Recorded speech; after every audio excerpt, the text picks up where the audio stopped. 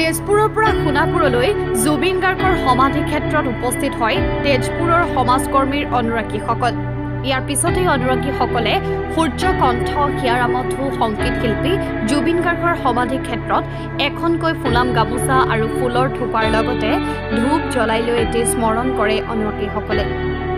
লগতে জুবিন গাৰ্গৰ ন্যায় বিচাৰি সমাধি ক্ষেত্ৰখন পৰিৱেশ বিৰাজ কৰে। সোণাপুৰৰ পৰা বিশ্বজিৎ দাসৰ ৰিপৰ্ট, শোণিতপুৰ লাইভ।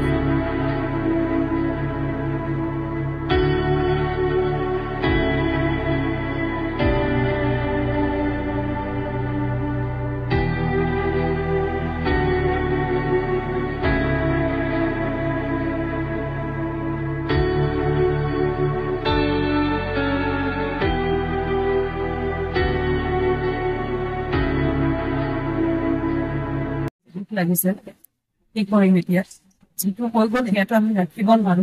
তথাপিতো আহি কিন্তু অকমান এইখিনিতে যেতিয়া আহিলো খুব ভাল লাগিছে, আহি মনটো শান্তি লাগিছে।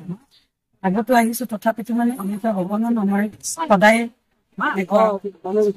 সমাগম হয় সেই কথাটো আমি জানি আছিলো, শুনি আছিলো, নিজেও চাই আছিলো, আজি নিজেও দেখিলে আনন্দ লাগিছে, কিন্তু লাগিছে